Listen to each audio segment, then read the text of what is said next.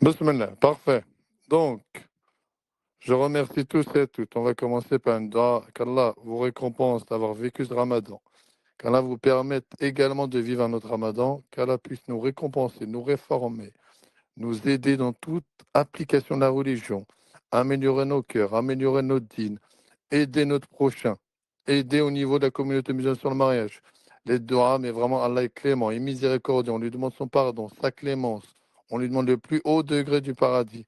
On demande le staghfar, les excuses. On nous demande vraiment qu'il nous éloigne, Inch'Allah, tabarala, du feu de l'enfer. Rabbi, éloigne-nous du feu de l'enfer. Ya Allah, je t'invoque pour m'éloigner du feu de l'enfer. Ya Allah, je t'invoque pour aider les opprimés, les gens en difficulté, pour nous réformer nos cœurs, pour nous pardonner de tous nos péchés et pour accepter ce mois sacré et vivre ce mois, un autre mois sacré. Qu'Allah agrée ce ramadan qui vous permette à tous de bénéficier d'un autre ramadan. Ya Allah, je t'invoque pour que tu puisses nous aider dans toute dua, dans toute invocation pour qu'on raffermisse dans nos cœurs. Ya Allah, je t'invoque pour qu'on suive le prophète cheminement de Sallallahu alayhi wa sallam, que le Coran soit notre guide. Amin, amin. Et surtout, n'oubliez pas vos frères et sœurs en Palestine. Sincèrement, je vous dis, la situation est catastrophique. Donc, les sœurs et frères en fraternité, pensez à eux, pensez dans vos doigts, tout ce qui se passe, parce que la situation est catastrophique. Maintenant, je présente l'association après avoir fait ces belles doigts. Alors, on a l'intervenant, alhamdoulilah, le frère Baba Fadiga qui va parler avec nous. Qu'est-ce qu'une association? Ça fait 1 an qu'elle est là, elle a 3 pôles. Pour ceux qui ne connaissent pas, on a une chaîne WhatsApp qui fait du contenu, du partage en islam. Partager et relayer, c'est vraiment important. Je n'ai que les hommes et les djinns que pour qu'ils m'adorent. Cette vie est une vie d'épreuve, d'adoration. Donc si vous êtes connaissant en islam, vous avez des choses à partager, bismillah, on le met dans la chaîne. Deuxième, il y a le pôle Marout. Ce ramadan était très actif au pôle Marout.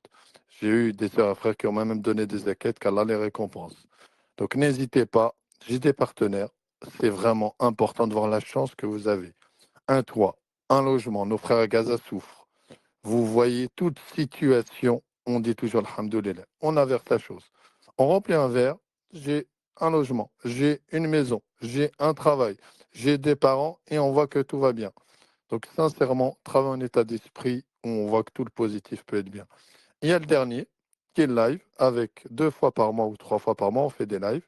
D'ailleurs, je vous remercie, vous êtes nombreux à vous connecter. Et ce mardi, sur tous les thèmes. Là, ça sera le numéro 2 enfants du frère qui va parler. Tous les thèmes en lien, soit on se prépare au mariage, soit la nutrition, toutes les compétences pour qu'on puisse profiter des compétences des sœurs et frères qui viennent. Et après, le fichier de mise en relation, qui est une pépite, où les gens remplissent 2 fichiers et après ils ont un entretien si c'est des frères avec moi ou si c'est la sœur bénévole la mienne. On n'inscrit pas les gens comme ça. On parle de mariage, donc la moitié de la religion. Une fois tous les 3 mois, il y a des événements physiques. Donc n'hésitez pas si d'autres questions. Harry, bismillah, merci, j'ai assez parlé, Baba Fadiga, je t'écoute. Assalamu alaikum wa rahmatullahi wa barakatuh. Barakallahu fikum pour cette présentation, mais aussi pour ce que vous faites en termes d'action sociale qui peut atteindre un peu plus l'humanité, parce que c'est un peu le but essentiellement de l'être humain. Le prophète sallallahu alayhi wa sallam dit dans un hadith authentique, le meilleur des musulmans, c'est celui qui est plus utile à l'humanité, pas à son prochain, mais à l'humanité. Donc la vision du musulman, c'est de toucher essentiellement à toute l'humanité, Inch'Allah. C'est un plaisir pour moi et un honneur d'être là, de discuter avec vous autour d'un ouvrage. J'espère que vous avez eu l'occasion de le lire ou vous aurez l'occasion de le lire.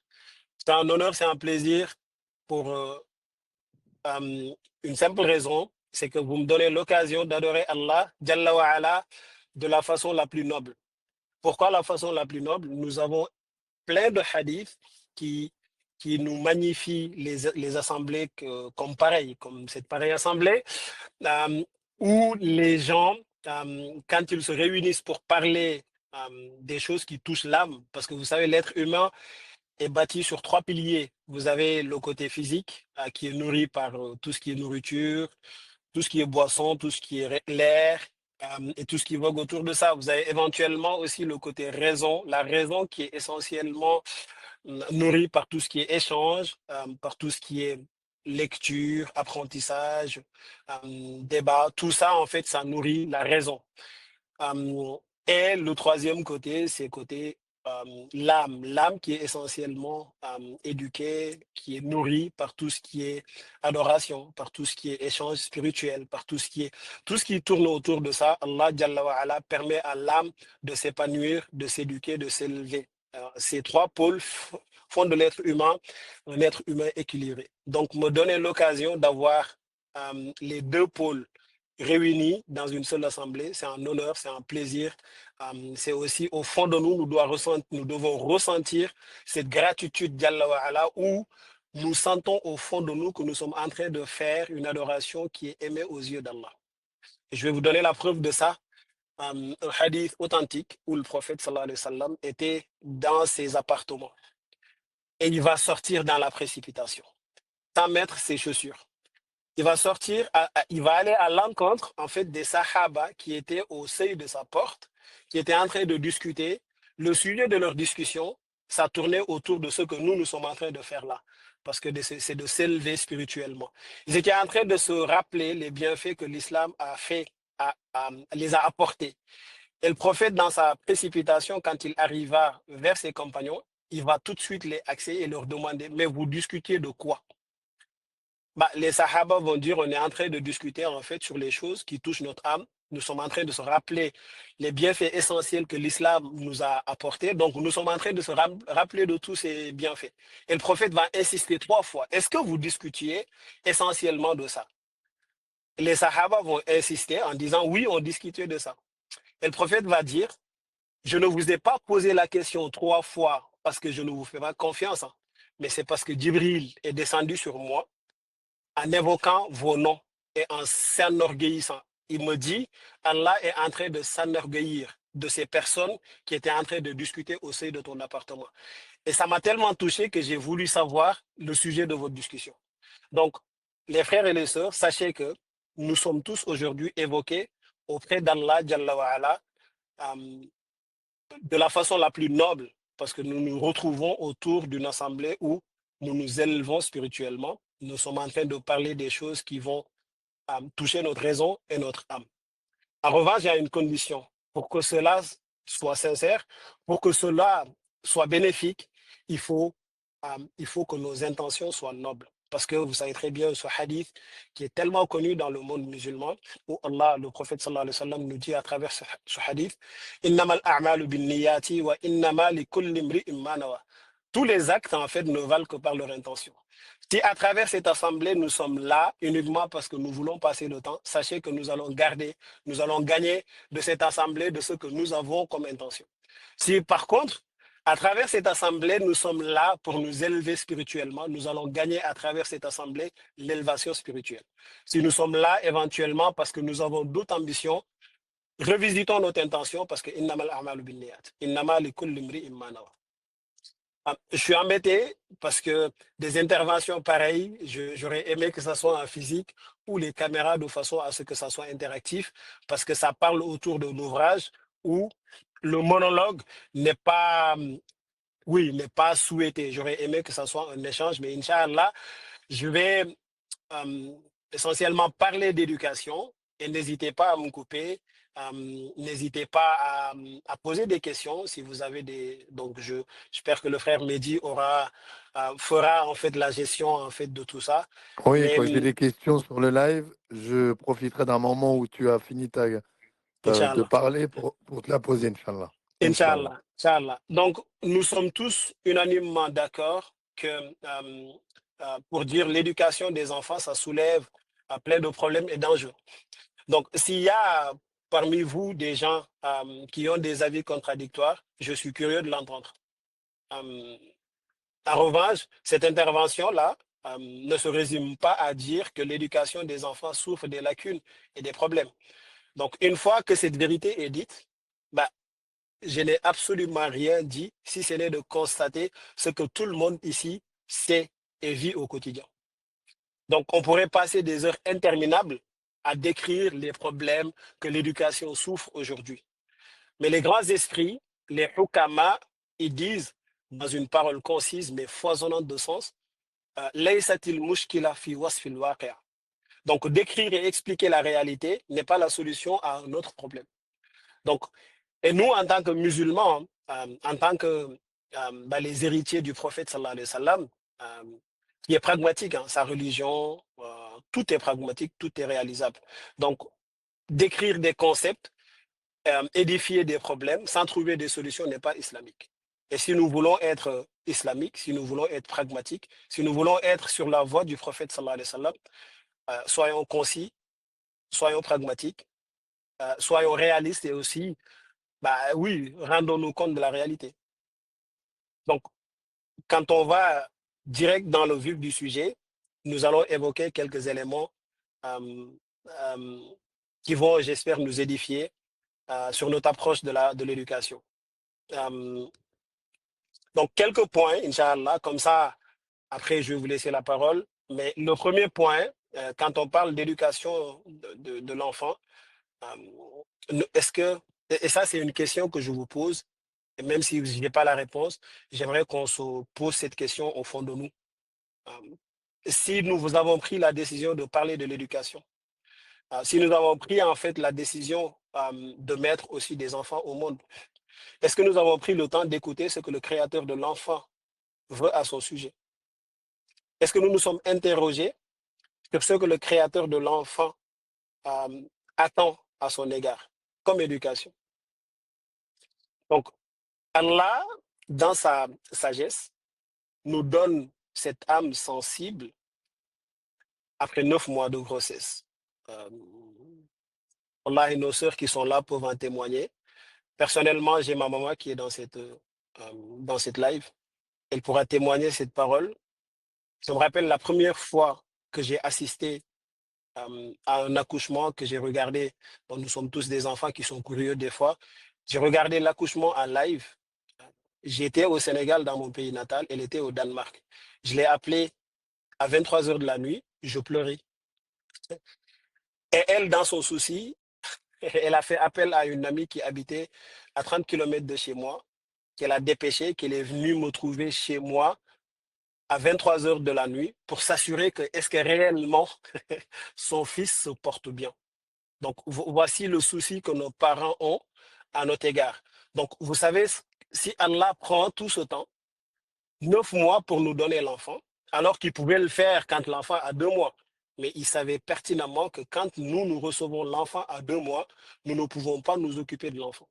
Donc, quand il prend tout ce temps pour nous donner l'enfant, il ne s'est pas limité uniquement à nous donnant l'enfant. En nous donnant l'enfant, il nous a donné éventuellement des orientations sur lesquelles nous devons nous baser pour nous éduquer. Nous avons plein de spécialistes dans le monde contemporain qui parlent de l'éducation de l'enfant, mais Wallahi al-Azim, ces spécialistes, aucun d'eux n'a créé l'enfant. Et aucun d'eux ne maîtrise l'enfant comme son géniteur, comme son créateur par excellence. Donc, et là où je veux vraiment axer, c'est que si nous n'avons pas eu l'intelligence et la sagesse d'éduquer cet enfant à la lumière de ses orientations, c'est que nous dénaturons dès le départ son origine naturelle. Parce que Allah dit le prophète sallallahu alayhi wa sallam dit dans un hadith authentique, Ma min mawludin yuladu ala al-fitra. Aucun enfant ne naît dans ce monde s'il n'est né en fait sur son origine, sur sa nature originelle qui est le fitra. Donc, cette origine naturelle, c'est faire de lui un vicaire d'Allah sur terre et qui a mérité justement la prosternation des anges à l'égard de Papi Adam, du coup, par ricochet, nous, les enfants d'Adam. Donc, tout enfant, en fait, a cette inclinaison naturelle de diriger le monde entier. Donc, de représenter Allah Jalla wa ala, ici sur terre. Donc, si nous n'avions pas l'intelligence d'éduquer cet enfant via des orientations qu'Allah attend de lui, nous dénaturons en fait l'origine naturelle de l'enfant. Donc, et c'est là où je vous invite à moi, à se joindre à moi, où nous allons analyser ensemble le Coran. Quelques passages vont nous édifier et nous allons comprendre en fait tous ces propos que je viens de dire. J'aime bien poser ces questions. Pour ceux qui ont eu la chance de suivre les interventions, ils vont penser que c'est redondant. Mais nous savons très bien que la répétition est pédagogique. Pardon. À votre avis, dans votre lecture du Coran, à quel moment avez-vous rencontré où Allah s'adresse directement à l'enfant? Et ça, c'est une question Je sais que ce n'est pas un échange, mais répondez cette question au fond de vous et vous allez vous rendre compte que à aucun moment, Allah ne s'adresse à l'enfant directement. Allah va s'adresser aux parents de l'enfant, il va s'adresser à ses enseignants, il va s'adresser à son entourage et à son environnement, sauf directement à l'enfant. Pourquoi? Parce que cette âme innocente n'a pas encore de péché ni tenu responsable de quoi que ce soit. Et si nous comparons cette analyse que je viens de faire là à notre plan pédagogique, qu'est-ce que ça donne? Ben, ça donne que nous nous adressons à l'enfant à longueur de journée, directement. Nous voulons en fait, déjà physiquement, psychologiquement, les modifications que l'enfant subit, les spécialistes vous diront que c'est tellement énorme. Rajouter en fait à ça, s'adresser à lui directement, ben, ça fait fi. Ça ne fait pas écho au plan pédagogique de ce que Allah nous dit.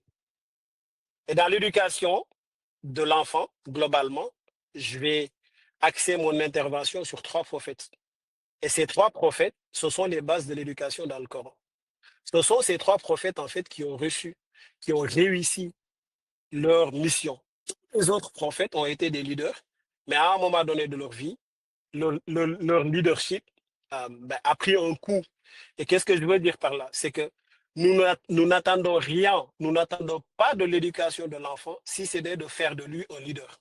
Et un leader n'est rien d'autre en fait que quelqu'un qui peut représenter Allah Jalla wa Ala sur cette terre et établir la justice.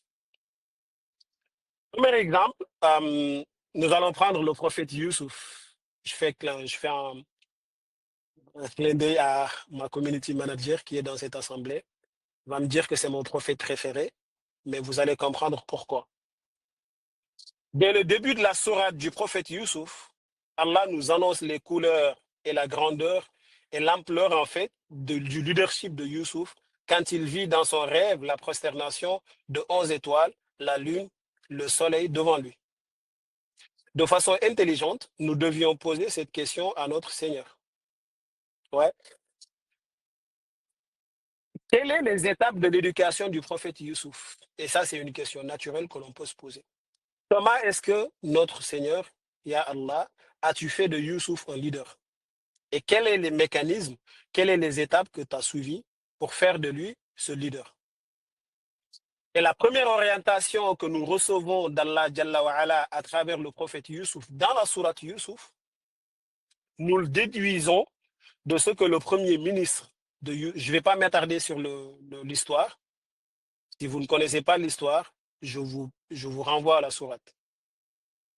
Mais le premier ministre, quand il acheta Youssouf dans le marché des esclaves et qu'il va l'offrir à sa femme comme esclave, sa première parole doit nous interpeller. Cette parole, c'est quoi? C'est Akrimi Mathwahu. Akrimi Mathwahu, on a beau essayer de le traduire en français, mais le mot, juste ce bout de verset, on peut en écrire un livre. Le premier ministre dit à sa femme, Akrimi Mathwahu, c'est-à-dire corrige, anoblis, sois irréprochable dans ton comportement avec Youssouf. C'est-à-dire, il n'a pas dit à Youssouf de corriger son comportement. Il a plutôt dit à sa femme, qui est la maîtresse de maison, de corriger son comportement vis-à-vis à Youssouf. Ça en dit long.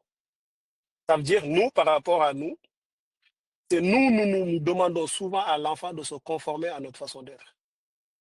Et Dieu sait que l'enfant, dans toute sa vie, fait beaucoup attention à ce que l'on fait, mais pas à ce que l'on dit.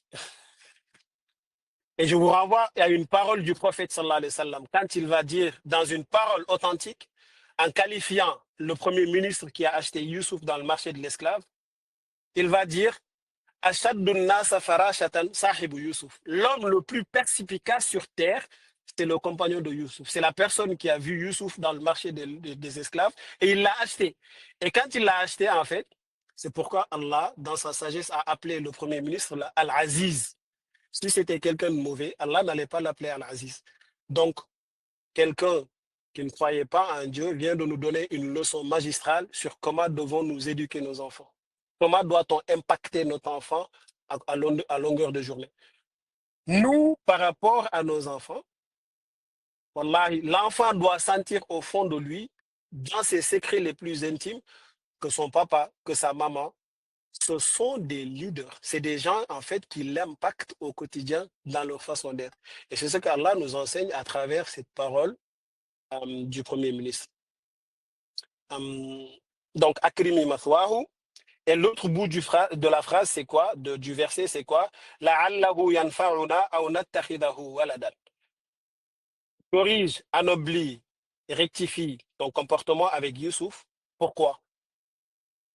On fera de lui un enfant, on va l'adopter, ou la'allahu yanfa'una, où il nous sera utile dans le futur.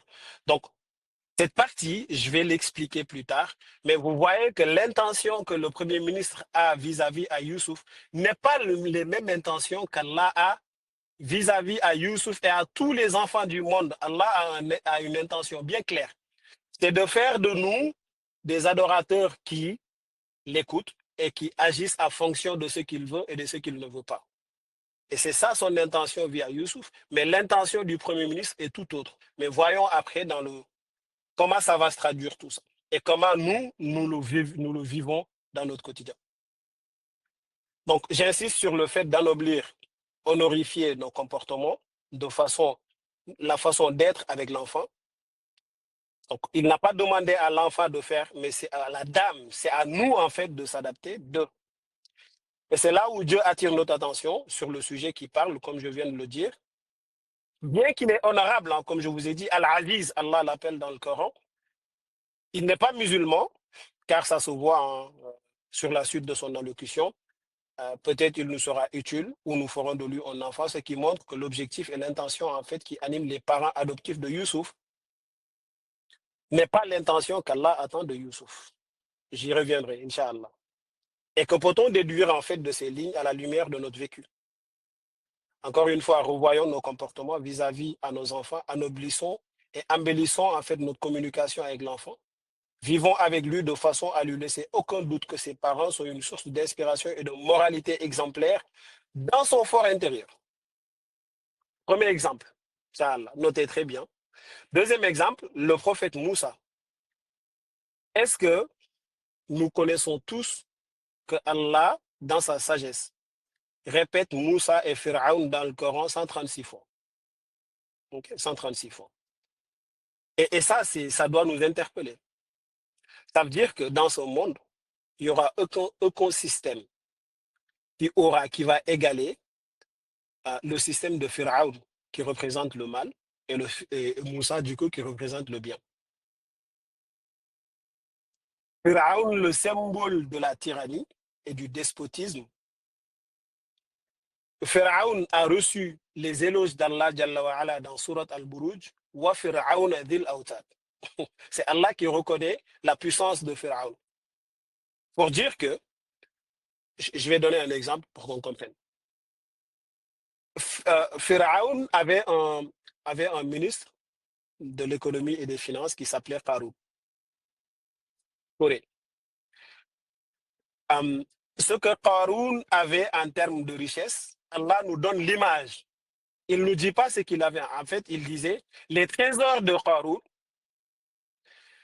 les clés qui fermaient les trésors, ce n'était pas une personne qui pouvait porter cette clé. C'est des personnes, plus de 10 personnes. Ce n'est pas des personnes comme vous et moi.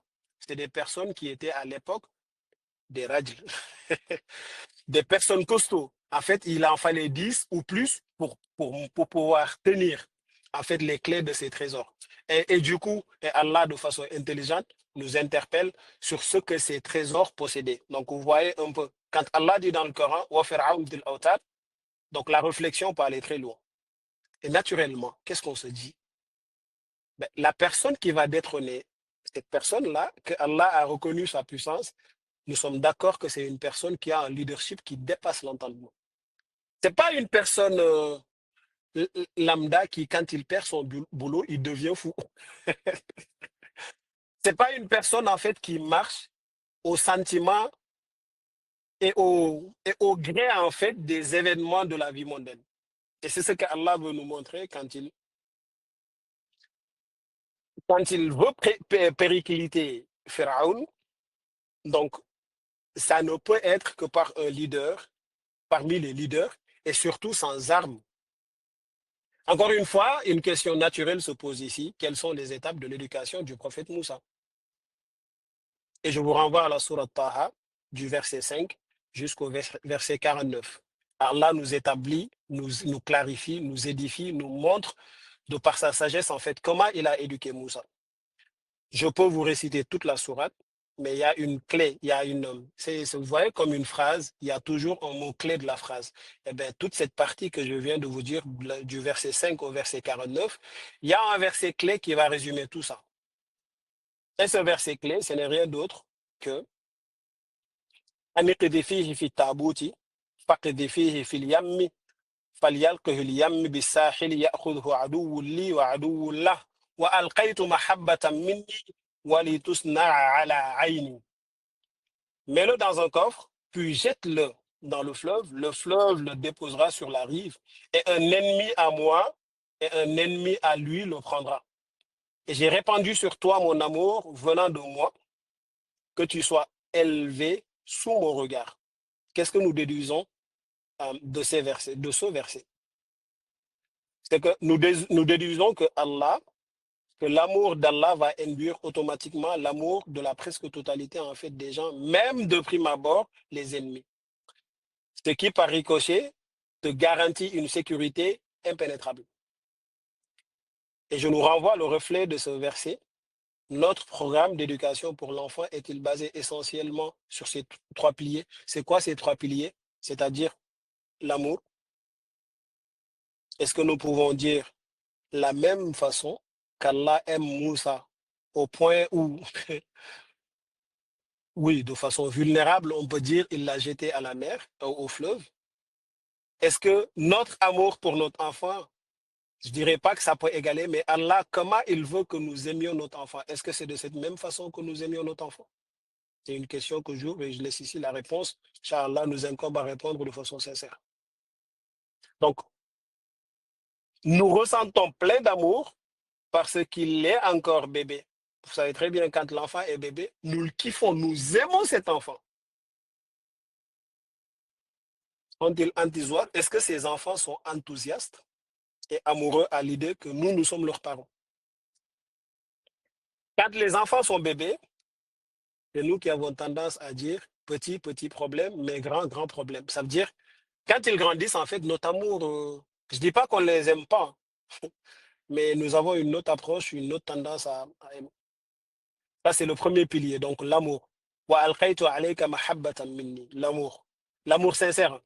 Ce n'est pas l'amour de faire juste son enfant, mais c'est l'amour comme Allah entend, parce que nous avons plein de mots qui vont avoir des connotations multiples dans notre quotidien, dans notre culture, dans notre vécu, dans notre façon de faire. Mais Allah, toujours, il renvoie les choses à sa vision à lui. Je peux donner plein d'exemples, mais je m'en arrête là. Donc, deuxièmement, la sécurité, c'est-à-dire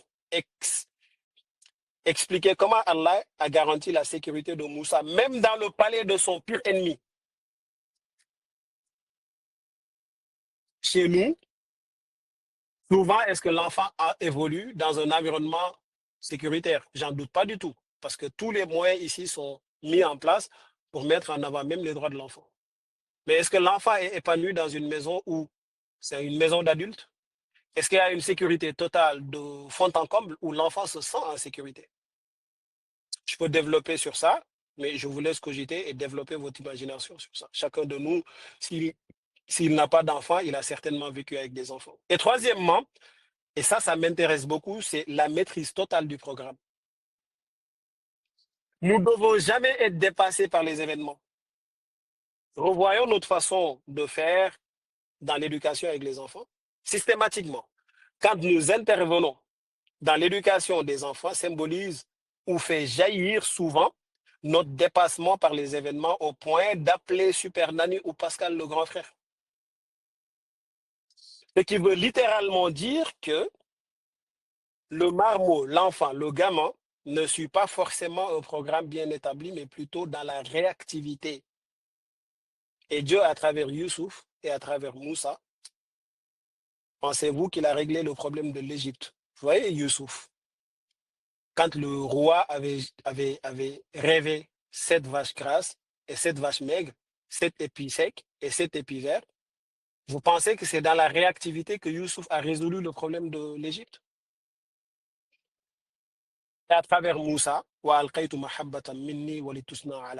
j'ai établi un programme d'éducation sur un pilier fondamental qui est l'amour, mais aussi la sécurité, mais la connaissance totale du programme.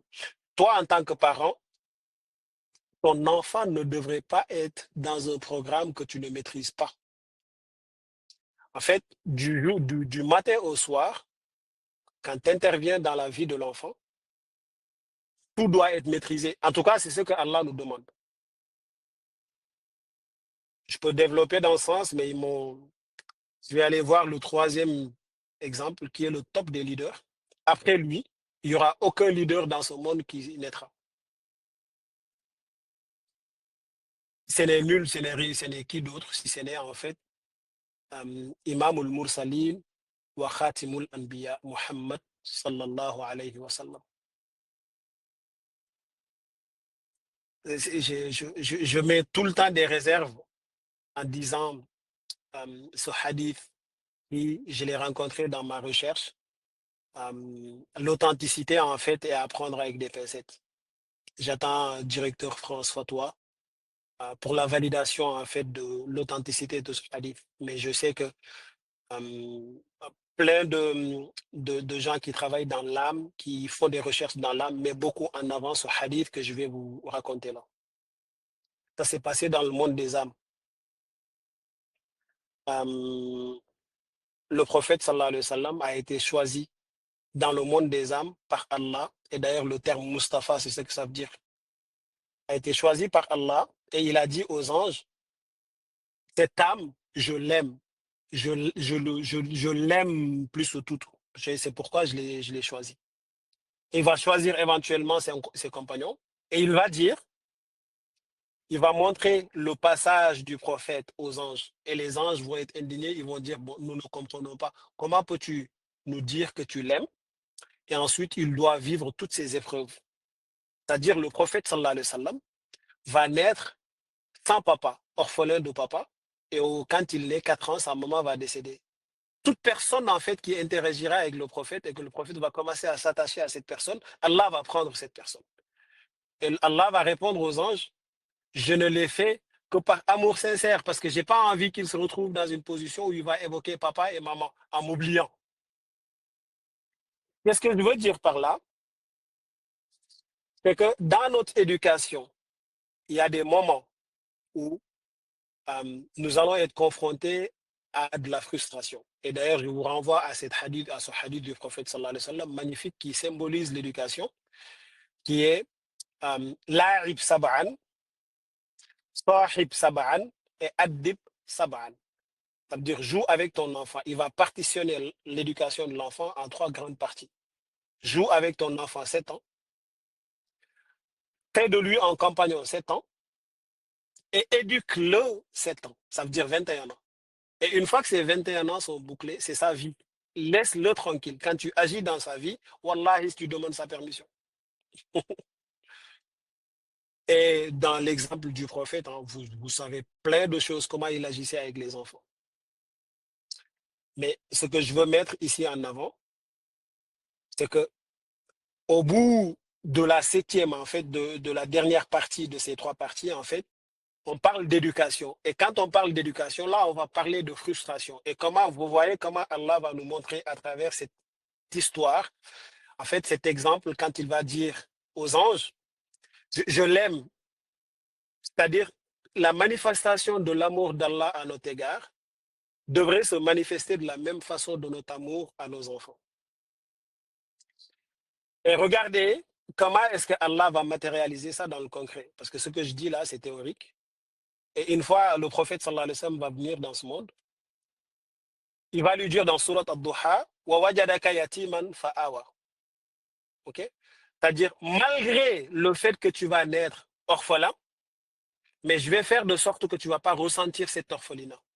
Donc, même dans la frustration, il faut accompagner l'enfant de façon à ce qu'il comprenne où est-ce que tu veux aller avec lui. C'est tellement compliqué, ça, jusqu'à ce que vous voyez comment les anges s'étaient indignés quand ils ont vu que Allah avait dit qu'il aimait le prophète, et ils avaient du mal à comprendre. Dites-moi, vous maintenant, ou nous, comment est-ce que nous voulons que l'enfant comprenne, en fait, ce passage que tu veux faire de lui dans la frustration si tu ne lui donnes pas une vision claire. Laissez l'enfant, laissez le prophète. Je vais vous donner un exemple qui va tous nous parler. Nous sommes tous des musulmans et nous sommes censés lire la sourate Kahf tous les vendredis. Dans cette sourate, Allah nous dit que Moussa va accompagner un homme saint qui s'appelle Al-Khidr et il va apprendre de ce savant ce que Moussa ne savait pas. Et Moussa va lui dire هل أتبعك على أن تعلمني مما علمت خبرا. Est-ce que je peux te suivre afin que tu m'enseignes ce que Allah t'a enseigné? Vous savez ce que Khidr va lui répondre? وكيف تصبر على ما لم تجد به خبرا. Comment peux-tu patienter sur des choses dont tu n'as aucune connaissance? Vous voyez, Moussa va dire quoi? Satajuduni insha'Allah min as-sabirin. Tu me trouveras insha'Allah dans les gens patients. Je patienterai. Khidr va lui dire non. Est-ce que vous voyez cette parole qui a été dite par une personne qui n'est pas ni vous ni moi? En fait, c'était Ulul Azm min ar-Rusul. C'était les plus grands prophètes d'Allah Jalla wa ala. Et ils n'étaient pas uniquement les plus grands prophètes. C'est le seul prophète qui s'entretenait avec Allah. Il n'y avait pas Jibril entre Moussa et Allah. Et Allah va dire dans le Coran wa kana inda Allahi wajiha au sujet de Moussa. C'est-à-dire, Moussa avait un niveau, mais incommensurable auprès d'Allah. Eh bien, cette personne va s'engager devant Khidr, mais il ne va pas respecter son engagement. Pourquoi? Parce qu'il ne savait pas où est-ce qu'on le mène. C'est-à-dire qu'il n'avait pas une vision claire du programme. Et nous voulons frustrer l'enfant sans pour autant lui expliquer et que l'enfant comprenne ça. Moussa va dire, je tiens mon engagement, Inch'Allah, il ne l'a pas tenu. C'est théorique ce que je dis. Je vais donner un exemple précis.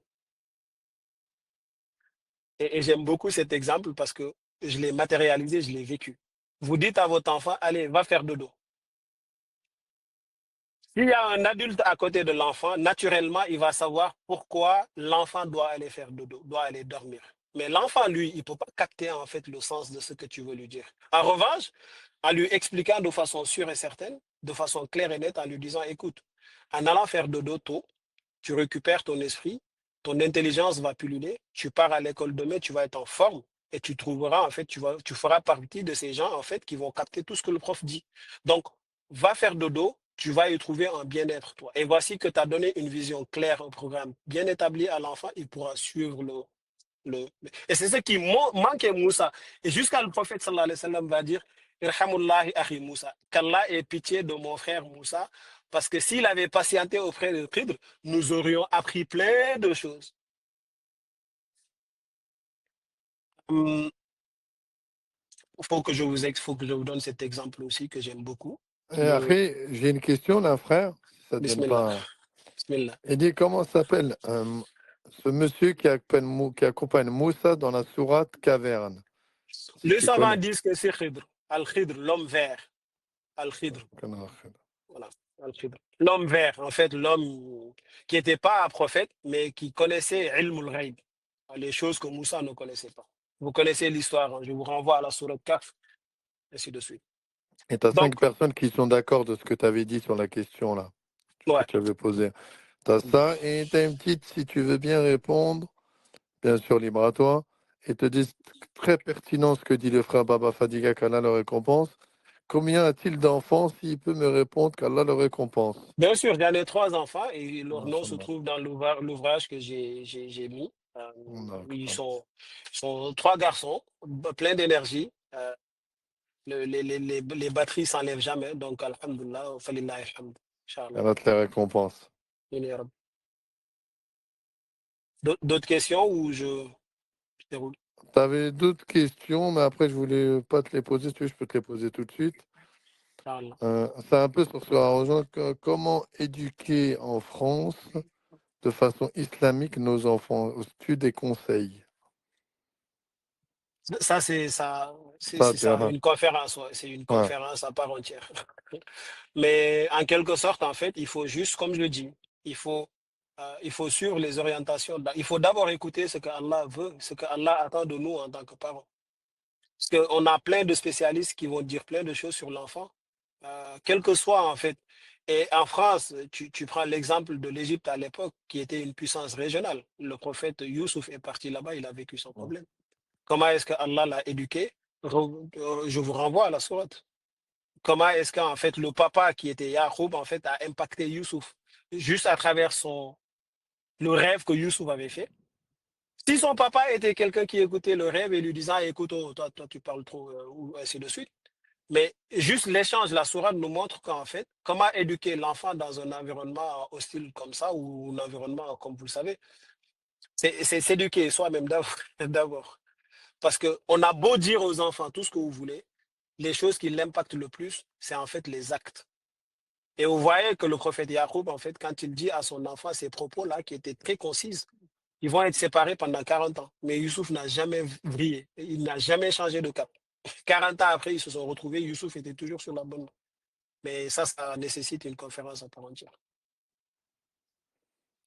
Alors, tu as une question. J'ai une question. Comment on fait pour gérer l'éducation par rapport en France qu'ils enseignent des choses contradictoires au dîn? C'est pas faux, ça. Oui, ça c'est encore une autre. Ça ressemble à la question précédente, mais je pense que les parents ont une responsabilité vraiment importante. Comme Allah le dit, hein, Allah ne parle pas aux enfants. Donc, il parle plutôt aux parents, aux enseignants, à l'environnement, à tout. Donc, il y a un moyen nécessaire, en fait, de s'éduquer soi-même et d'impacter parce que la nature a horreur du vide, hein. Et tout se passe, en fait, dans cet environnement familial. Et moi, je reste convaincu, en fait, que la somme euh, des bons quartiers proviennent, en fait, de la famille. C'est la somme, en fait, des bonnes familles qui font un bon quartier ainsi de suite, jusqu'à la somme du pays. Mais si on arrive à développer des choses costauds au sein de la famille, et après revoyons notre famille, notre façon d'être avec l'enfant. Comme Youssouf était avec son papa, chez lui, quand il sortit, il est parti en France. Non, c'est pas en France, c'est en Égypte. Mais on peut similairement le voir de la même façon qu'ici. Mais Youssouf n'a jamais changé de cap. Donc les choses étaient contradictoires en Égypte, dans un pays où tout le monde adorait tout sauf Allah. Mais Youssouf était le seul qui était soucieux à respecter en fait les lois. Est-ce que n'avons-nous pas quelque chose de similaire avec Youssouf? Est-ce que on ne peut pas apprendre plein de choses avec les mécanismes parce que le Coran, ce n'est pas des histoires qu'on rencontre où des gens méchants ont finalement perdu et les gens, je ne sais pas, gentils ont finalement gagné, mais c'est plutôt des histoires qui nous poussent à la méditation et à l'application en fait de tous les concepts qui existent là-bas de façon très sincère. Barakallahu pour la question. Ouais, bah, là, je te laisse continuer après, il y Salam aura alaikum, d'autres j'ai une questions. question. Ah, Salam wa rahmatullah. Moi, je voulais savoir comment ça se fait que aujourd'hui les parents sont ennemis auprès de leurs enfants. Quand je dis ennemis, c'est-à-dire pour se débarrasser de leurs enfants, ils leur donnent le téléphone. Et indirectement, leurs propres enfants, s'auto-éduquent avec un manque d'amour et un manque d'écoute. Mon frère, cette question, c'est les vrais sujets que la communauté vit. Hmm. Et je ne peux rien dire d'autre si ce n'est de dire que c'est de la délégation et de l'abandon, tout simplement. On ne fait pas Hmm. des enfants au monde pour déléguer l'éducation au téléphone. Vous allez Oui, à c'est la Silicon Valley, responsabilité. c'est la responsabilité. Donc, tout ce Hmm. que je dis dès le début, c'est la responsabilité parentale d'abord. Ceux qui ont créé le téléphone, vous allez à Silicon Valley. Silicon Valley, qui est la représentation de l'Irak à l'époque, hein, à l'Irak, vous allez à Bagdad à l'époque où il y avait le Beit al-Hikma. La manière dont ils ont fait Silicon Valley, c'est la même façon que Beit al-Hikma était. Donc, ça veut dire quoi? Ça veut dire que ces personnes même qui ont conçu le téléphone, vous allez chez eux, leurs enfants n'ont pas de téléphone. Et je suis désolé, hein, et ça, en disant ça, je pèse mes mots.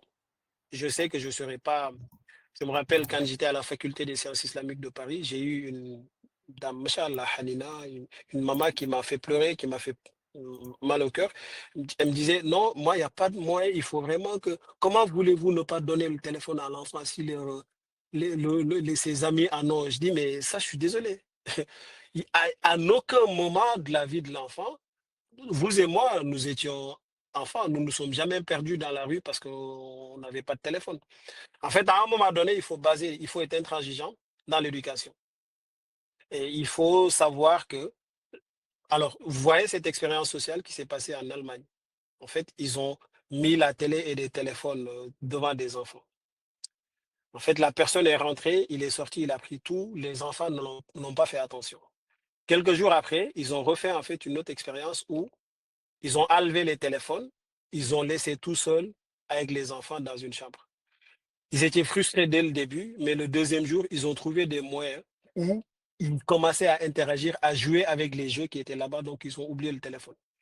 Donc, en quelque sorte, l'enfant est façonné par ce que nous faisons. Et c'est ce qu'Allah nous dit dans le Coran. Si nous voulons déléguer, des fois, en donnant le téléphone à l'enfant, ce n'est rien d'autre qu'on a besoin de tranquillité.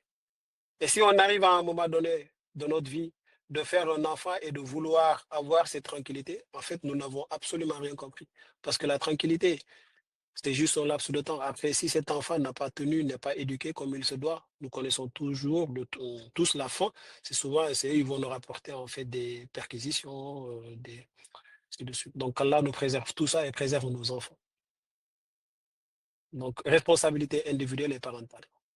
Je pense que ça doit être en fait le sujet.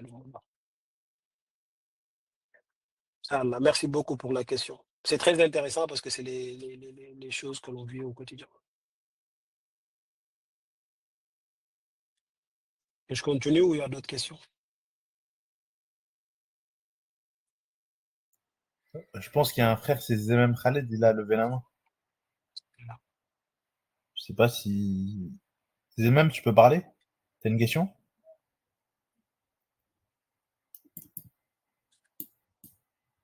Bon, je sais Allah. pas. En tout cas, ce qui est sûr, c'est que vous avez en Turquie, dans l'Empire ottoman, l'exemple de Mohammed al-Fatih. Mohammed al-Ghazi, il est appelé par les Turcs. Quelqu'un qui a matérialisé en fait un hadith du prophète sallallahu alayhi wa sallam quand il dit le général qui va ouvrir Constantinople est un général magnifique. Et son armée, c'est une armée qui est, ouais, une armée brave. Donc, Mohammed al-Fatih, à un moment donné de sa vie, quand ils étaient petits, son papa va aller prendre un grand cheikh Mourabbi qui s'appelle Aqshamsuddin pour s'assurer de l'éducation de l'enfant. Vous voyez, tu vois, ça renvoie un peu aussi à ce que le frère a posé comme question.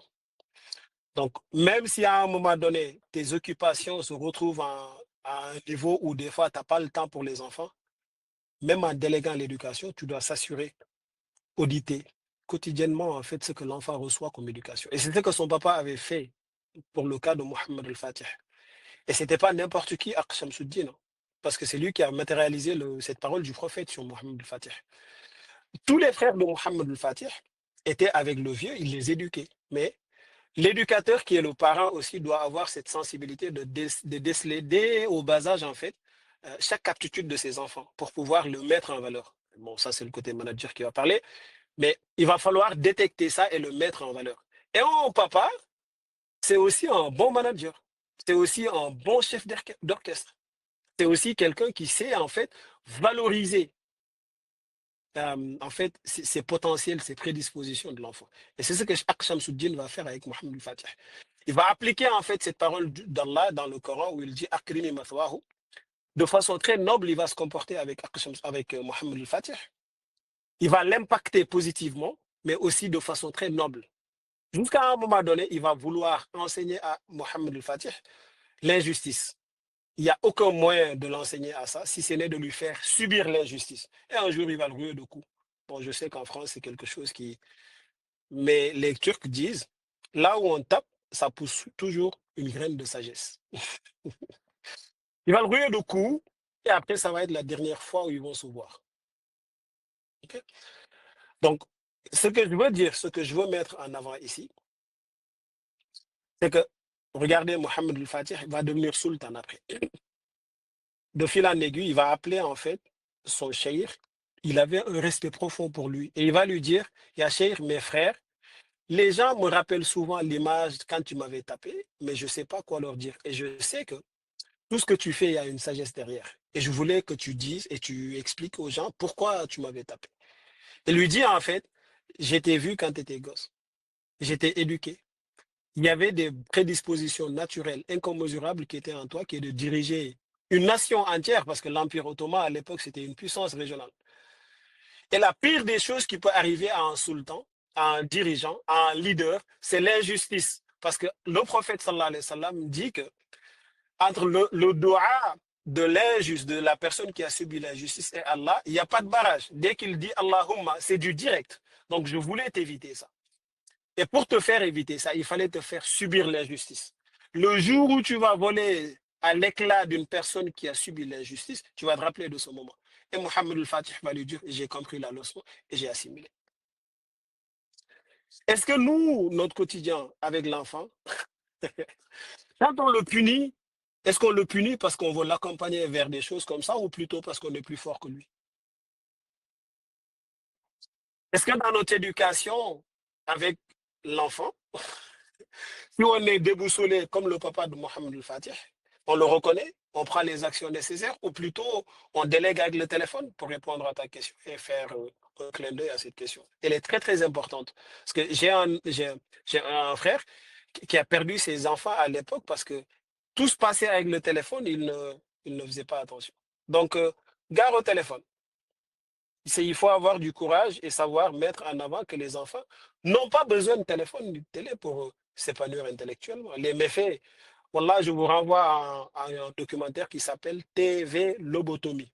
Regardez-le et vous allez comprendre. Hum, donc, ça, c'est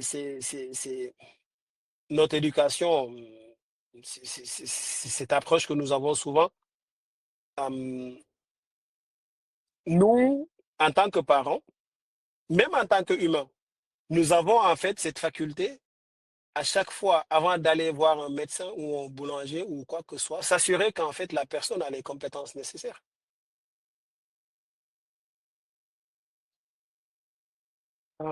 Considérons maintenant aujourd'hui que nous, ben, parents, nous avons les qualificatifs de rahma, de noblesse, de gentillesse, de savoir agir avec tact et avoir une bonne communication. Sans une bonne méthodologie et pédagogie, notre éducation sera toujours bancale. Et c'est cette méthode interpelle notre savoir-faire. Donc les médecins, vous savez, hein, comme j'ai dit, nous avons toujours, nous sommes toujours regardants sur les compétences des médecins qui vont nous soigner, des boulangers sur qui nous allons acheter du pain, le plombier qui va intervenir chez nous. Mais il n'y a que parents qui est prêt à mettre des enfants au monde, ils ne suivent aucune formation. Euh, donc, ouais, et on ne se bouscule pas aussi pour acquérir les compétences de l'éducation. L'exemple de la Malaise. Je vais vous donner l'exemple de ce qui s'est passé en Malaisie. En Malaisie, à un moment donné de leur vie, les couples vont subir une, ouais, un taux de divorce exponentiel. C'est-à-dire les couples vont partir en éclats à chaque fois, au niveau où ils vont atteindre 80% de taux de divorce. Il y a quelqu'un, un ministre de la Famille et de l'Éducation qui a compris ça, il va réclamer le poste de responsabilité de ça et il va dire au président, je m'occupe de ça. Ce qu'il va faire, c'est rien d'autre de mettre en place des écoles où tout parent qui veut s'engager doit passer en fait à cette école pour faire la formation nécessaire.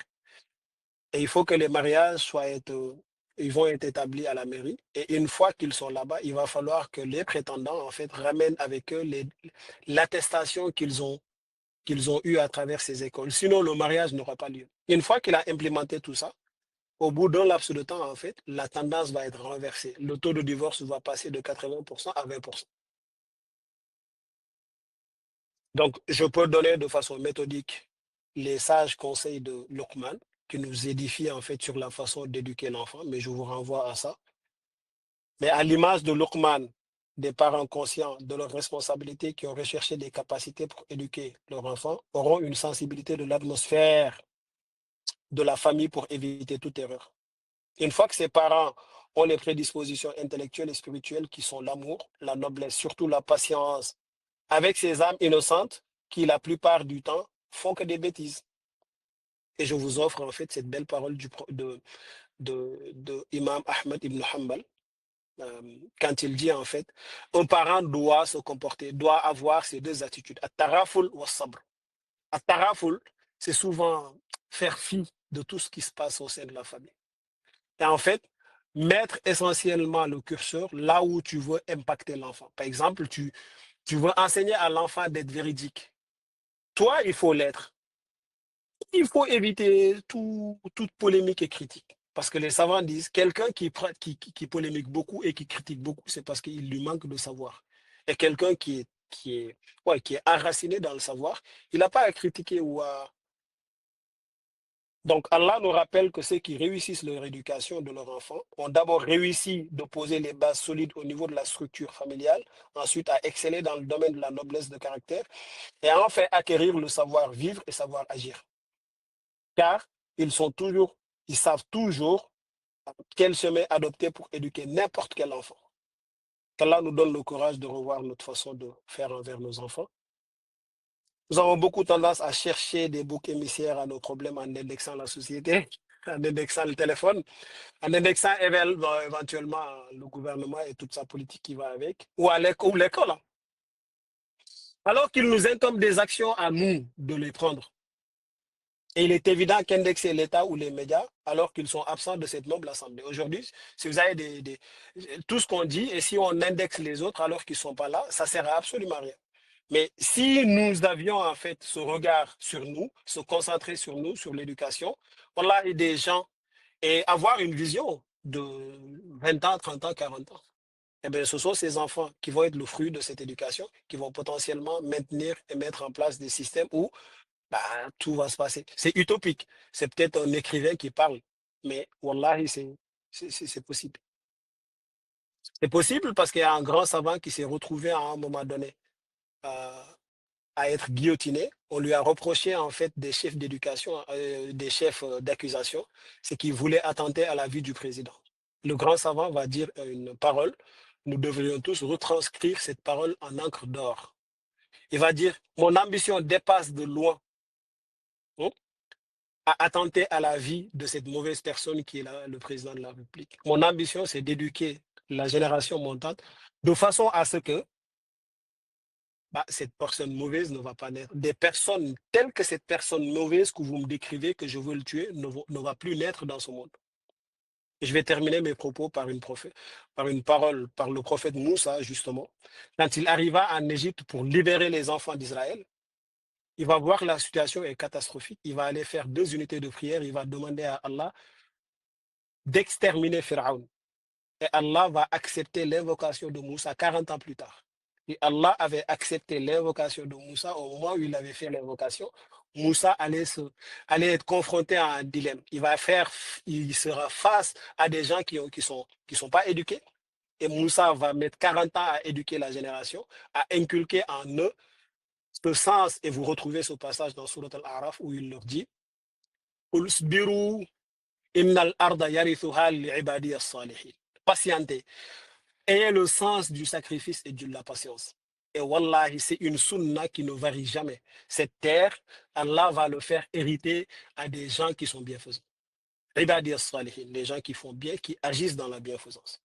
Allahu a'la wa a'lam. Si vous avez des questions, Inch'Allah, je les prends. Ce qui équivaut aussi à nous dire que l'abnégation, se concentrer en nous éduquant sur les enfants, la génération future, fera la meilleure et fera la tendance. Donc, qu'Allah vous bénisse pour l'écoute et qu'Allah vous gratifie pour cette occasion que vous m'avez donnée de parler Amin. d'éducation. Amin. Il y a beaucoup de questions, justement. Il y a, Bismillah. déjà, tu as beaucoup de témoignages que je trouve très, très intéressants. Donc, Allah te récompense de 2 frères et 3 sœurs qui disent que c'était très intéressant. Comme j'ai dit, j'ai enregistré, donc il y aura un replay. Donc, Allah te récompense. Donc, c'est important De leur donner cette gratitude, le musulman est obligé aussi de remercier les personnes en question, sinon on n'a pas remercié son créateur. Donc Allah te récompensera. On y va. Peut-on rappeler le hadith qui divise l'éducation des enfants en 3 phrases? Amami 7, 7, 7. Est-ce que ça te parle, Akhi? Bien sûr. La'ib sab'an, c'est-à-dire joue avec ton enfant. En fait, toutes les valeurs que tu vas éduquer à ton enfant dès de 0 à 7 ans, en fait, passe par le jeu. La'ib sab'an, il va utiliser le mot jouer, jeu. Sahib sab'an, fais de lui un compagnon 7 ans. C'est-à-dire, c'est ton ami, quoi, c'est ton pote, en fait. Tu sors avec lui, tu lui montres les valeurs dans un compagnonnage. Sahib. As-suhba, c'était le compagnonnage. C'est pas tu relation papa, non, c'est ton pote. Donc, et la dernière étape, c'est addib, éduque, 7 ans. Hein, vous voyez, vous prenez par exemple l'exemple, quand il était petit, le prophète sallallahu alayhi wa sallam va dire, enseignez-le la prière, à 7 ans, tu as récompensé les, ou ainsi de suite. Donc, 7 ans, 7 ans, 7 ans. Donc, la'ib sab'an, sahib sab'an et addib sab'an.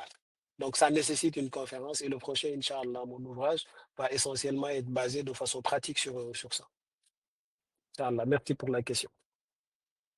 Jazakallah. Deuxième question, quelle est la conséquence d'éduquer son enfant avec autorité?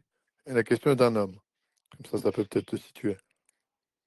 Alors, il faut savoir que l'autorité et toutes les valeurs sont de quatre, les valeurs cardinales sont de 4. Donc, quand on dit valeur, c'est le juste milieu d'une valeur. Je donne un exemple. Par exemple, le courage, c'est le juste milieu de la témérité et de la roublardise. C'est-à-dire, il y a 2 extrêmes. Si quelqu'un n'est pas courageux, il est poltron. S'il est courageux à l'extrême, il est téméraire. Donc, les 2 cas de figure sont des extrêmes à éviter. Donc, quand on parle d'autorité, autorité, là, on comprend naturellement que c'est quelque chose qui peut être bien, qui peut être mauvais. Donc, avec une certaine autorité, ça veut dire que, en fait, tu imposes ta présence, mais tu n'es pas derrière ton enfant tout le temps. Je prends l'exemple, en fait, de Banu Israël. Quand Allah, à un moment donné, Moussa va revenir, en fait, de son khalwa avec lui, où il va lui donner les 10 commandements, ils vont se comporter de façon rebelle. Ils vont rejeter tout ça. Moussa s'est énervé jusqu'à ce qu'il a jeté en fait les tablettes. Les tablettes. OK? Donc, à un moment donné, Djibril va dire, Ya Allah, je vais montrer à ces gens-là c'est quoi l'autorité. Il va prendre la montagne de Tour. Wa khudhu ma ataynakum biquwwa. Quand il a dit ça, Wallah, ils nous ont tous exécutés. Mais quand Djibril a posé la montagne de Tour, on a l'impression que tous les bandits ont été rassemblés à Banu Israël parce qu'il n'y a plus la montagne. Donc ça veut dire l'autorité, c'est bien, mais il faut savoir qu'il faut que ça soit autoritaire tout le temps ou plutôt axé plutôt sur la valeur intrinsèque en fait qui est al-haya, c'est-à-dire cette pudeur qui est innée chez l'enfant. Ou est-ce que tu mets en valeur ça ou plutôt en fait tu mets l'autorité. Je donne encore un exemple qui est beaucoup plus concis et beaucoup plus clair. Sahl ibn Allah Astutsari, c'était un enfant qui était adoré par son maître à l'école. Il était tellement apprécié que les autres élèves vont ressentir que le maître aimait plus Sahl. Et les élèves vont dire, mais comment ça se fait que tu aimes plus Sahl que nous? Mais sauf que Sahl, son oncle était quelqu'un qui connaissait les secrets de l'âme. Il a inculqué en Sahl l'autorité, mais le sens de la responsabilité. Il lui a inculqué ça tellement que le maître va être impressionné par l'attitude de Sahl qui va impressionner les élèves. Et le maître va dire aux élèves un jour, je vais vous montrer pourquoi j'apprécie Sahl plus que vous, plus que tout le monde. Normalement, ça ne se fait pas. À un moment donné, il va leur donner une nourriture à manger dans un endroit où personne ne les voit. Tous les élèves sont revenus avec la chose mangée, sauf Sahl. Et le maître va lui dire, mais pourquoi tu n'as pas mangé la chose que je t'ai donnée? Sahl va lui dire, tu nous as dit de le manger là où personne ne nous regarde. Et moi, sur cette terre, j'ai vu aucun endroit où je peux me mettre, sauf que si Allah me voit. Et les élèves ont été convaincus maintenant que l'amour pour Sahl est basé pas sur l'autorité, c'est plutôt essentiellement sur les valeurs intrinsèques qui sont les valeurs cardinales. C'est 4 ans. Les valeurs cardinales, c'est les valeurs donc l'autorité n'en fait pas partie. Ça, c'est les conséquences. Barakallahu fik pour la question. Je ne sais pas si j'ai répondu à la question. Très bien. Alors, tu en as une autre. Y a-t-il des formations sur l'éducation des enfants pour l'éduquer correctement? Oui, il y en a plein. Moi, ce que je recommande en premier lieu, c'est vraiment avoir une relation particulière avec le Coran parce que tout est dedans. Ok. Et après, s'éduquer, parce que le premier, c'est d'abord adib, c'est-à-dire aslih nafsak wad'u ghayrak. S'éduquer d'abord soi-même et ensuite bâtir un foyer parce que on ne peut pas en découler d'une bouteille que son contenant. Tu ne peux pas mettre de l'eau dans une bouteille et verser, ça te sort du lait. C'est-à-dire, faqidu shay'in la yu'ti. Les Arabes disent, quelqu'un qui est en manque de quelque chose, tu ne peux pas donner cette chose. Donc, ça, c'est la première chose. Deuxième chose, c'est qu'il faut écouter le créateur de l'enfant. Et il nous dit plein de choses sur ça. Il nous dit plein de choses sur ça. Et une fois qu'on écoute ça, maintenant, on peut lire, on peut faire toutes les formations que l'on veut, mais tout le temps, ça va être dans le cadre de ce que Allah veut. Et on peut dire tout ce qu'on veut, hein, mais Wallah, un jour viendra, nous allons tous quitter ici. Et là, en ce moment, on va voir là-bas ce qui va se passer. Et ça doit être une aqida, un credo chez le musulman. Et c'est quelque chose qui est fondamental au fond de lui. Et une fois qu'on est animé avec ces valeurs, Wallah, dans notre apprentissage, on va être sincère. Dans notre façon de dialoguer, on va être sincère. On va faire attention à ce que Allah. Regardez le mécanisme qu'Allah a mis en place, comment il a éduqué le prophète et ses compagnons. Je vais donner deux exemples. Avant d'enseigner au prophète et à ses compagnons que cette nourriture est halal ou haram, il les a d'abord inculqués au fond d'eux que c'est Allah lui-même qui a créé cette nourriture. Quand il dit dans Surat Abasa wa Tawalla, فَلْيَنْظُرِ الْإِنسَانُ إِلَى طَعَامِهِ أَنَّا صَبَبْنَا الْمَاءَ صَبًّا ثُمَّ شَقَقْنَا الْأَرْضَ شَقًّا فَأَنبَتْنَا فِيهَا حَبًّا. Il donne le processus. Il invite aux croyants de regarder leur assiette. Qui ne regarde pas son assiette au quotidien quand il mange? Mais le regard qu'Allah veut de nous à travers son assiette, c'est pas le regard tout simplement de voir la nourriture, que c'est bien garni, bien, mais c'est plutôt en fait quel procédé scientifique a fait. Est-ce que quelqu'un parmi vous peut me dire, est-ce qu'il y a-t-il une eau différente qui a arrosé en fait la banane et la pomme, ainsi de suite. C'est la seule eau qui a arrosé tout ça, mais c'est cette même eau, des fois, tantôt, il y a une nourriture qui est salée, il y a un fruit ou un légume qui est salé et l'autre est sucré. Donc, c'est cette prise de conscience qu'Allah veut. Et une fois que ça s'est exécuté, dans ton quotidien, tu vas voir que tu vas faire attention à ta démarche avec Allah. Donc, même si tu prends une formation au-delà, en fait, d'une personne qui n'est pas croyante, comme le Sahib Youssouf, mais tu vas voir que tu vas le garder toujours, en fait, dans les cadres de ce que Allah veut. Merci pour la question. Que penses-tu apparemment de l'Indonésie? Ils font des préparations au mariage. Est-ce qu'ils font des formations pour éduquer au mariage, pour éduquer aux Malaisie, enfants? Malaisie, Malaisie, ouais. Malaisie, ouais. Malaisie, ils font plus que l'éducation parce que l'éducation de l'enfant découle des parents. Donc, eux, ils se sont mis d'abord un challenge, en fait, d'éduquer d'abord les parents. Parce que nous, dans notre quotidien, wallah, je pense que Dunia nous interpelle beaucoup parce qu'on est soucieux à faire des études pour avoir un boulot derrière. Mais on n'est pas soucieux en fait de dire que, comme ils l'ont fait en Malaisie, hein, je vais mettre en place des mécanismes qui vont d'abord éduquer les parents parce que c'est le produit de l'être humain. Tout le monde, nous le savons tous, c'est quoi les ressources humaines dans les entreprises, quel est l'investissement qu'une boîte va mettre sur les ressources humaines. Donc, tu ne peux pas développer un humain, en fait, si tu ne fais pas de lui cette connaissance, en fait, qu'Allah veut. Le premier impératif, c'est Iqra. Donc, les parents d'abord. Une fois que les parents sont éduqués, ces enfants, naturellement, ils vont être impactés par ces parents. Mais cela ne veut pas dire qu'une fois que les parents ne sont pas éduqués, c'est mort. Non, c'est pas mort. Il faut, à tout moment de la vie de la personne, en fait, on peut apprendre. Donc, moi, ma définition de la jeunesse ou d'une personne jeune, c'est toute personne qui a envie d'évoluer. Tu peux avoir 80 ans. Imam Ahmad ibn Hanbal, en fait, partait de mosquée en mosquée alors qu'il avait 70 ans. On lui disait, mais Imam, il faut se reposer. Il dit non, non, non. Donc, il restait toujours jeune dans sa volonté d'apprendre. Donc, l'Indonésie avait compris, en fait, pas l'Indonésie, la Malaisie avait compris. Je leur dis, partez en Malaisie. Voilà, les personnes que j'ai connues sont parties là-bas. Ils reviennent, ils disent, j'ai aucune envie de revenir ici. Donc, c'est c'est exactement ça.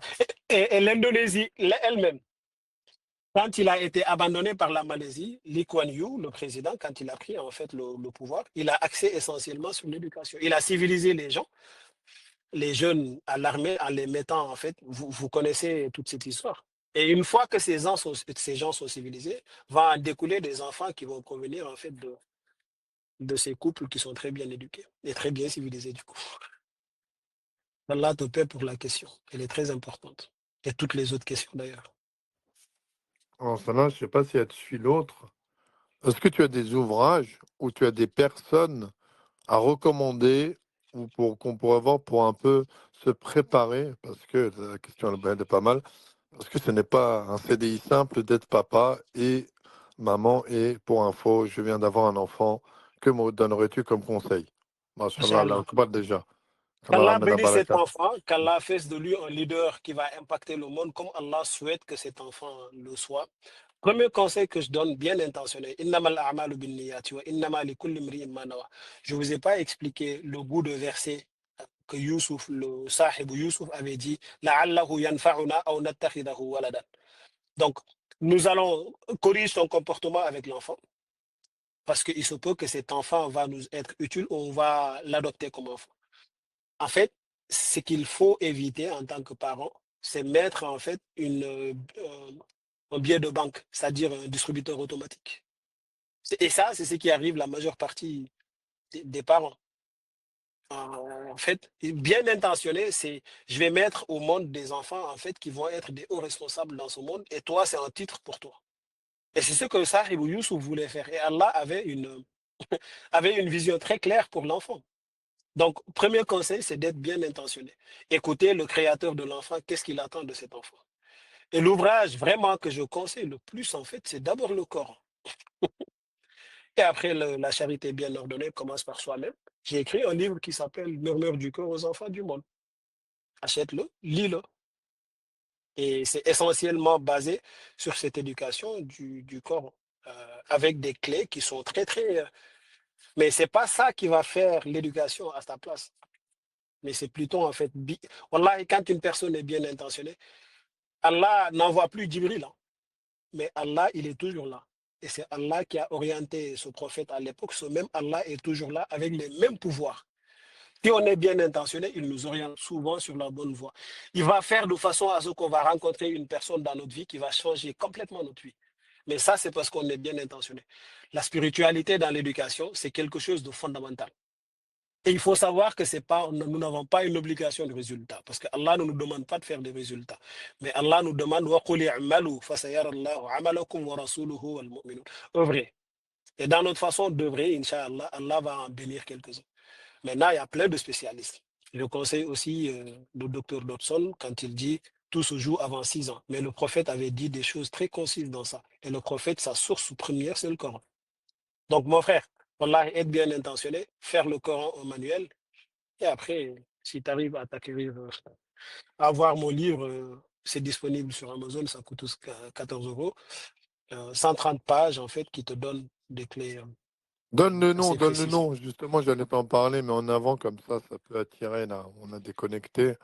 Comme ça, ils pourront peut-être, Inch'Allah, prendre ce plaisir de lire cet Murmure, ouvrage. murmure du cœur aux enfants du monde. Murmure du cœur aux enfants du monde. Inch'Allah. Inch'Allah. J'avais une demande, quelqu'un qui voulait prendre la parole. Via, c'est fait. Si tu veux prendre, bismillah, on t'écoute. Assalamu alaikum wa rahmatullah Islam, wa rahmatullah. barakatuh. Je vous remercie pour votre intervention, pour tout ce que vous apportez. Et je pense que votre livre doit être très riche d'enseignements, mashallah. Et depuis le début, j'écoute attentivement ce que vous dites et il y a tellement de cohérence, effectivement, avec le Coran, mashallah, et notre islam, mashallah. Simplement, j'aimerais aborder la question des parents solos. Parce qu'aujourd'hui, dans la communauté, il y a beaucoup de parents qui sont seuls dû au divorce. Et qu'est-ce que vous amenez comme éclairage pour l'éducation de ces enfants-là? Inch'Allah. Je vous remercie. Allahu fik. Ça, c'est une très belle question. Je reconnais que c'est un sujet très compliqué. Je me rappelle de ce proverbe africain qui dit il faut tout un village pour éduquer un enfant. Donc, on fait tout de suite le raccourci en comprenant que si tout un village pour éduquer un enfant, voici la tâche ô compliquée quand il s'agit d'un parent mono, d'une famille monoparentale qui doit éduquer l'enfant. Est-ce que c'est facile? Non. Ma mère est dans cette noble assemblée. Moi, j'ai eu la chance d'avoir un papa aventurier qui était ouais, très loin de nous. Et j'avais maman qui jouait le rôle de papa et de maman. C'est quelqu'un de très timide. Je l'aurais invité à partager ses tips. Mais en quelque sorte, on avait une maman qui insistait beaucoup sur les valeurs spirituelles. Donc, qui jouait en fait euh, ce pôle assez important. C'est émouvant, ces témoignages que je fais parce que je sais ô compliqué, c'est dur pour un parent tout seul d'éduquer l'enfant. Est-ce que j'ai eu une recette miracle? Non. J'ai pas de recette miracle qui fait que, si ce n'est de dire que c'est hyper compliqué et c'est une question peut-être qui demande une réflexion assez profonde. Là, dans l'immédiat, j'ai pas forcément une recette miracle bien faite qui va donner en fait des leviers pour pouvoir renverser la tendance parce que dans le programme d'éducation, l'enfant a besoin, et je le mets en avant dans mon ouvrage quand je dis, je fais l'apologie des femmes parce que j'ai eu la chance d'avoir une maman qui était très brave, qu'Allah la préserve et la donne longue vie à toutes les mamans et autres. Et à la fin, en fait, je mets aussi en avant les papas parce qu'on a beau dire ce qu'on veut, ouais, l'enfant est né d'une maman et d'un papa. Donc, c'est la somme des deux, en fait, qui peuvent apporter ça. Mais est-ce que cela veut dire que dans le plan d'Allah, il n'a pas prévu qu'il y aura en fait des familles monoparentales qui vont devoir faire face à cette problématique? Oui, il y a nécessairement, mais ça demande en fait une réflexion. J'ai pas envie de dire quelque chose qui n'est pas du tout basé sur un texte, mais qui n'est pas aussi basé. C'est pourquoi j'ai mis juste en avant l'expérience que moi, personnellement, j'ai vécue avec ma mère. C'est très dur, ma sœur. Je sais pas de façon concrète qu'est-ce que je peux t'apporter de façon claire. La vérité, c'est que par expérience que j'ai, mais j'ai pas quelque chose de concret à t'aider. Et au fond de nous, prions pour parce que la société fait de sorte aussi que euh, ce, ce- cette partie de se sentir seul avec l'enfant se fortifie. Donc, prions au fond de nous d'assister ses parents parce que j'ai connu ma mère qui était comme ça. Qu'Allah vous assiste. Et ayons une réflexion commune. Peut-être dans les jours ou dans les mois à venir, je peux contacter le frère Mehdi pour apporter quelque chose qui est basé sur la logique et sur des textes, Inch'Allah. Mais aujourd'hui, sous la baie, je n'ai pas essentiellement quelque chose qui va satisfaire euh, cette envie de connaître et d'avancer. Qu'Allah te récompense de ton témoignage et qu'Allah récompense la sœur, oui. C'est vrai que c'est un fléau de plus en plus présent, comme tu as dit, donc je serai disponible pour écouter, mais qu'Allah puisse aider tous nos sœurs et frères qui vivent cette situation, parce que comme tu as dit, un père et une mère, c'est indispensable pour l'éducation. Mm. Alors, j'ai deux dernières questions, à moins qu'il y ait des personnes qui veulent prendre la parole. Je ne vois pas. Ça rejoint un peu ce que tu avais dit, mais un peu sur le Coran. C'est, est-ce que en France, tu connais un enseignement ou un professeur pour, pour donner soit des conseils ou soit dans une éducation positive? Euh, Ce que je vais dire peut-être ne va pas plaire, mais l'école de la République, que les enfants aillent apprendre à l'école. Mais il faut avoir à la maison un programme qui est basé, qui audite, qui revoit tout ça. J'ai pas, ouais, j'ai pas une entité au-delà de ça. Prenons le cas du prophète sallallahu alayhi wa sallam. Ils avaient les mêmes mécanismes où il fallait prendre les enfants et les amener al-Badia, Halimatou Sa'diya qui a éduqué le prophète. Donc, c'est vrai que chaque époque avec ses réalités, je ne veux pas paraître moderniste et tout. Il y a du bon, il y a du mauvais. Voyons le verre à moitié plein, je pense. Et après, le reste, c'est nous qui le faisons. L'éducation, on commence d'abord. Et je connais peut-être la réalité, la majeure partie des parents où c'est hyper compliqué. Euh, Au moment où je vous parle, je suis dans ma voiture, je ne suis même pas encore arrivé à la maison parce que des fois, je descends à 19h, 19h30. Et des fois, tu arrives à la maison, ouais, tu as soit une maman des fois qui est débordée, qui est hyper compliquée. Donc, ça, c'est la réalité, c'est le quotidien en fait des parents. Mais est-ce que cela veut dire qu'il faut tout jeter à la poubelle? Non, il y a des choses essentielles qu'il faut prendre et tamiser, filtrer le mauvais du bien et ensuite avancer et tamiser. Inch'Allah. Et le premier parent, le premier conseiller, euh, vraiment, c'est les parents, encore une fois. Il ne faut jamais déléguer l'éducation de l'enfant. Olivier Rey, c'était un mathématicien français. Il va dire dans une parole, hein, que je vous méditez ensemble avec moi cette parole. Il va dire à l'époque en France, les poussettes étaient conçues de façon à ce que l'enfant fasse face, regarde ses parents quand ils le poussent. Mais aujourd'hui, ils ont renversé la tendance pour que l'enfant fait face à la rue. Donc, ses premiers modèles sont ses parents. Même ta façon de marcher avec ton enfant doit l'impacter. Je sais pas si c'est ce qui est attendu comme réponse, mais merci beaucoup pour la question. Non, c'est moi qui te remercie et te remercie les frères et sœurs. Alors, il y a une autre question. Celle-là, tu vas nous dire, si tu peux, hein. Ça rejoint un peu ce qu'avait dit la sœur. Dans une éducation où le mode de garde est séparé, qu'est-ce que tu conseillerais pour pas surchoquer l'enfant? Mon enfant a 6 ans. Ou il alterne entre une semaine chez son père et une semaine chez moi. Si tu as des conseils, bismillah. Inch'Allah, je suis embêté en face de cette question. Pourquoi? Parce que je vais dire pour dire.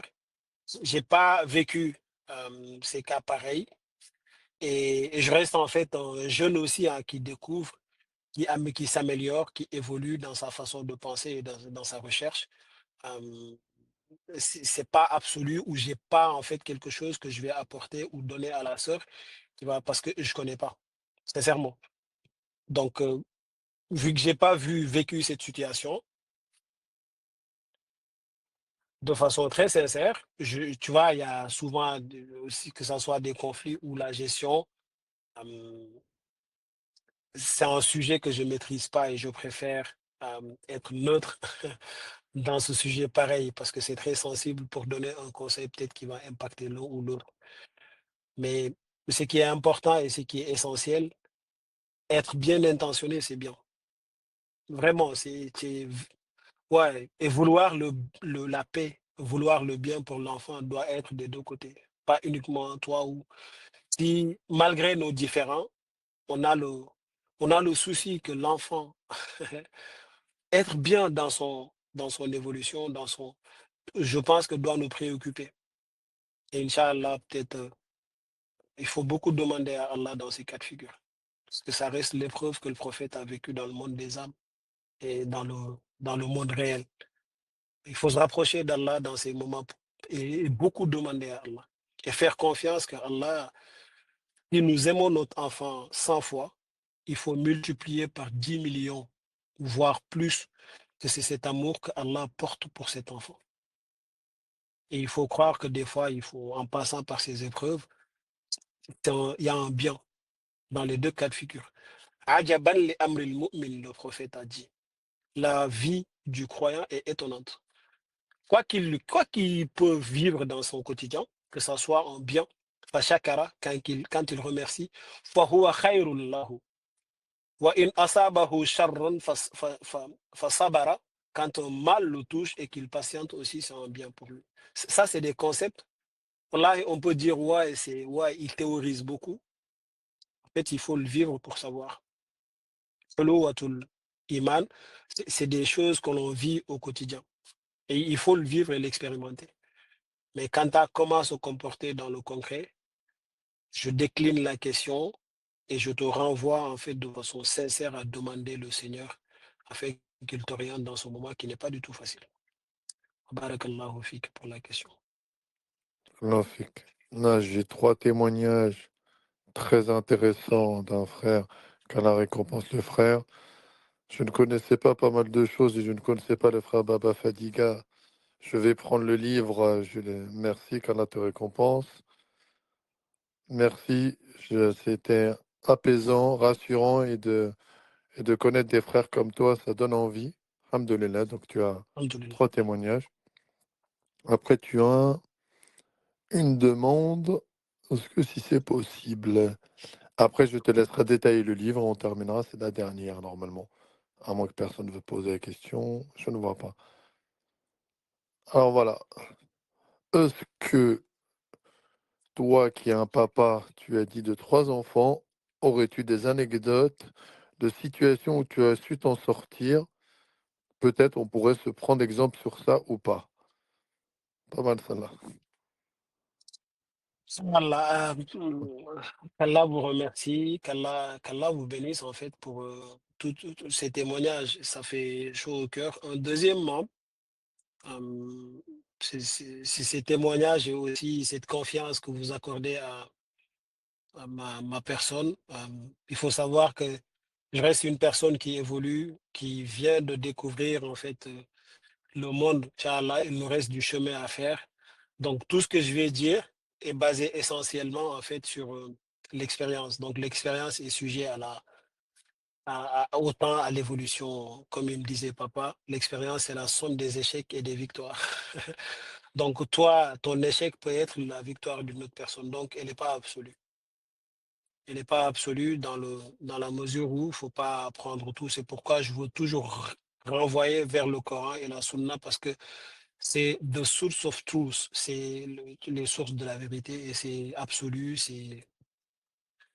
Euh, je vais beaucoup axer sur, si je dois expliquer le livre d'abord. Alors, il faut savoir que j'aime écrire mon premier livre, j'allais le divulguer quand j'avais 19 ans. Ma mère, elle est dans cette assemblée. Donc, nous avons tous reçu cette éducation de discrétion où il faut s'effacer. T'es jeune, chez nous, il y a un adage qui dit quand un serpent veut atteindre la maturité, a intérêt de se cacher. Donc, maman me répétait tout ça. Je lui dis, à ton avis, à quel moment devrais-je être mon premier livre ouvrage? J'ai at least à 40 ans. Donc, alhamdulillah, le jour où j'ai fêté mon 40 ans, c'est le jour où j'ai sorti cet ouvrage. Donc, il y a cette relation aussi que nous avons avec nos parents. Il faut savoir que c'est de la même façon, en fait, que nos enfants vont être. Kama tu dis nous tout dan. Donc, c'est hyper important d'avoir cette relation d'altruisme, de penser à ses parents. Les enfants vont faire pareil. Vous connaissez cette histoire où il y avait un jeune homme qui tapait son papa, il l'a pris, jusqu'à un moment donné, il allait le jeter à un endroit, et son papa va lui dire, attends, stop. Ils vont arriver à un endroit et son papa va lui dire, stop. Parce que moi, j'avais fait comme ça à mon père, mais c'était à cet endroit précis que je l'avais laissé. Donc, il ne faut pas dépasser l'endroit.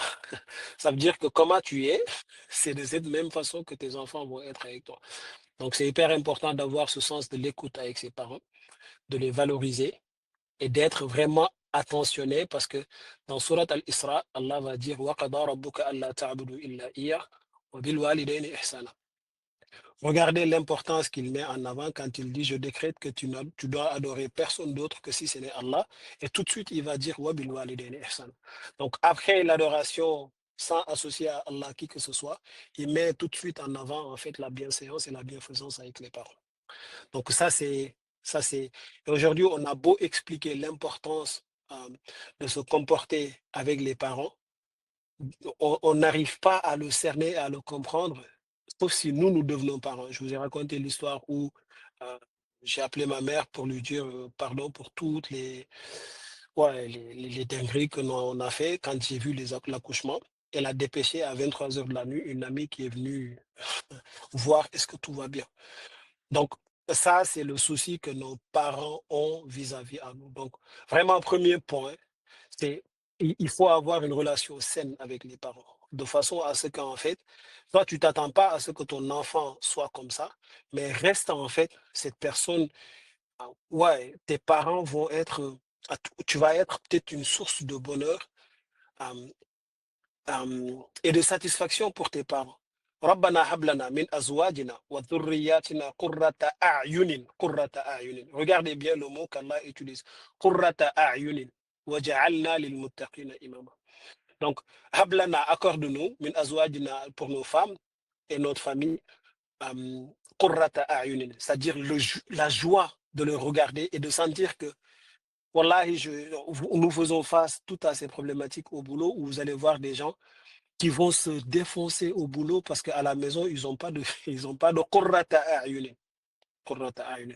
Donc, ça, c'est vraiment une première anecdote. Et ensuite, Inch'Allah, une fois que les enfants sont là, il faut être bien intentionné et pouvoir en fait impacter les enfants dans le bon sens. Et savoir que l'enfant, c'est une amana. C'est en fait, c'est quelque chose qui t'a été confié. C'est pas quelque chose, c'est pas ta propriété. Et en fait, il est de ta responsabilité de faire de lui ce que Allah veut, pas de ce que toi tu veux. En fait, la différence, c'est je ne vais pas mettre au monde en fait des billets de banque qui vont ainsi de suite. Donc, soyons convaincus que Allah nous a confié ses enfants et il est de notre responsabilité en fait d'en prendre soin. Et la prise de soin passe par l'action, pas par les paroles uniquement. Prenons l'exemple de Luqman al-Hakim quand il dit à son enfant وإذ قال لقمان لابنه وهو يعظه يا بني لا تشرك بالله إن الشرك لظلم عظيم. Regardez comment il va appeler son enfant, Ya Bunayya. C'est la façon la plus majestueuse d'appeler son enfant. La tushrik billah. C'est-à-dire, la première mission du parent pour son enfant, c'est de le libérer. C'est pas de faire de lui quelqu'un que toi tu veux qu'il soit, mais il faut le libérer. Et libérer l'enfant, c'est faire de lui quelqu'un de libre. Quelqu'un qui choisit en fait n'importe quel choix qu'il va porter, mais sache que la liberté se trouve en rattachant en fait ton adhésion à la volonté d'Allah. Inna shirka la dhulmun adim, parce que si tu fais pas ça, sache que tu vas subir l'injustice à travers ta vie.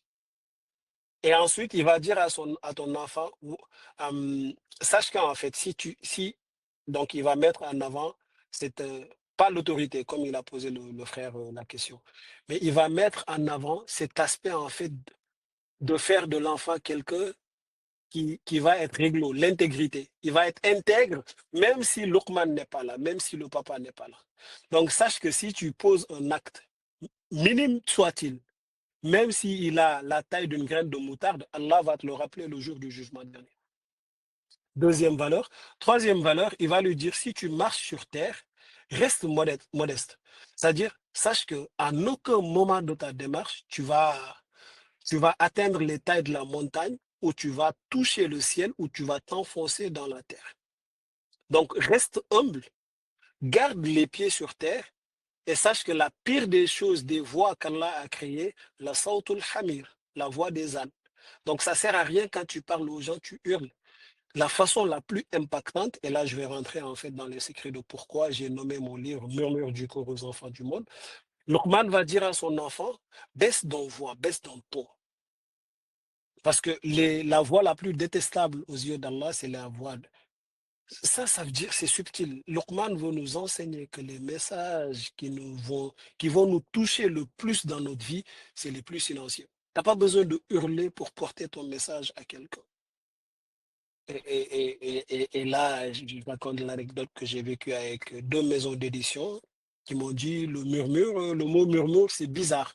Pourquoi le mot murmure? Parce que c'est comme si tu cachais quelque chose. Je le dis, barakallahu fik, pour ton retour, parce que ça me rappelle les valeurs absolues en mathématiques. Parce qu'une valeur n'est absolue que quand il reste dans ses crochets. Et quand tu sors une valeur dans ses crochets, ben ça revient. Ça peut être négative ou positive. Donc mes paroles à moi restent relatives quand elles restent en moi. Non, elles restent absolues quand elles restent en moi. Mais quand je les dispose, quand je les expose, elles deviennent relatives. Donc pour moi, le mot murmure, c'est quelque chose de silencieux dont Luqman fait allusion à son enfant d'avoir cette voix basse à chaque fois quand tu t'adresses aux gens. Et de cette façon, ça peut toucher des générations et des générations. Donc, ça veut dire que nous avons tous été des gosses. Et encore une fois, ma mère est là, je me rappelle les messages qu'elle nous passait et ils étaient plus impactants des fois, même à travers d'un regard. Des fois, elle n'a même pas besoin de parler. Et nous avons tous connu ça. Où maman, des fois, elle va juste nous regarder, on sait ce qu'elle veut. Nous avons tous connu ça. Donc, les plus impactants, c'est les plus silencieux. Euh, donc, voici en grosso modo ce que je peux dire sur ça. Donc, essentiellement basé sur l'amour des parents et être respectueux à eux, parce que comment on traite nos parents, c'est de cette même façon qu'on sera traité. Et ensuite, de mettre en ses enfants, en fait, des valeurs et savoir que vous ne serez pas là tout le temps. Mais mettre en avant l'intégrité, comme il l'a fait Luqman, et la responsabilité, c'est-à-dire d'assumer tout acte qu'ils prennent ou ils admettent. Donc, et être juste que papa est là ou papa n'est pas là. Donc, ça, c'est les forts trucs que je crois aujourd'hui, fondamentalement.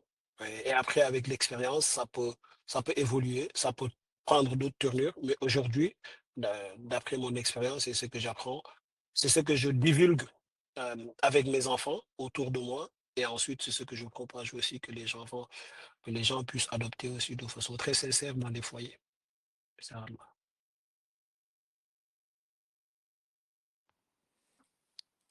Alors, tu as un témoignage. Qu'Allah récompense ta mère, c'est touchant si elle est au live. Tu as un autre. Bravo à tes parents pour l'éducation. Et moi, je complète. Si elle veut prendre la parole avec plaisir, qu'Allah la récompense et qu'Allah te récompense, c'était très très bien. Si toi tu veux rajouter, bismillah, ou si maman veut prendre la parole, bismillah. Maman va vous parler en danois ou en wolof. Et je pense pas Ah, que personne parmi nous parle danois ou en wolof ou en mandingue. ok. Donc Donc, qu'Allah te récompense. merci beaucoup. Barakallah fikoum. Si tu veux compléter sur les mouvements du cœur ou sur un dora, ça me va. Qu'en penses-tu? Inch'Allah, murmure du cœur, sachez que c'est un héritage intergénérationnel. D'accord. C'est l'ambition d'appliquer au hadith du prophète quand il dit, quand une personne meurt, ses actes s'arrêtent. Sauf trois choses. La première chose, c'est une séance utile qu'il laisse derrière lui, une œuvre sociale ou un enfant qui prie pour lui. Un enfant, je sous-entends que c'est fille ou garçon. Et ensuite, une séance utile ou une œuvre sociale. Allah al-Adim, les gens dans la globalité, nous oublions l'essentiel. L'essentiel, c'est qu'un jour viendra, nous allons faire face à... Il faut qu'il y ait un second vie parce qu'il y a des gens qui subissent l'injustice. Il faut que cette injustice soit réparée. Et de façon mathématique, nous mettons beaucoup en valeur, en fait, des plans d'épargne. Pas pour... mais des plans d'épargne d'ici 10, 20 ans pour avoir une maison qui, dans 100 ans, cette maison ne va plus exister. Mais la vraie demeure, ouais, il nous pêche des fois d'avoir cette intelligence d'œuvrer pour ça. Donc, l'ambition, c'est en quelque sorte ça. Je faisais du tutorat dans certains quartiers sensibles de l'Île-de-France. Donc, j'étais confronté à ce dilemme où, des fois, tu venais enseigner aux enfants, mais les parents étaient un peu, excusez-moi du terme, hein, mais à l'ouest, c'est toujours en fait ce souci de déléguer l'éducation parce que le moment de samedi, les 2 heures de temps que je faisais avec les enfants, c'était du repos pour les parents. À un moment donné, je vais faire chaque mois, c'était maintenant aux parents de se réunir et les enfants vont aller faire leur tour. Et je vais parler aux parents de façon à ce qu'ils sachent que l'éducation, c'est pas uniquement quand le prof vient pour éduquer les enfants, pour enseigner les enfants 2 heures. L'éducation, avec l'enseignement, c'est différent. Quand on te dit enseigne mes enfants et quand on te dit éduque mes enfants, c'est deux mots différents.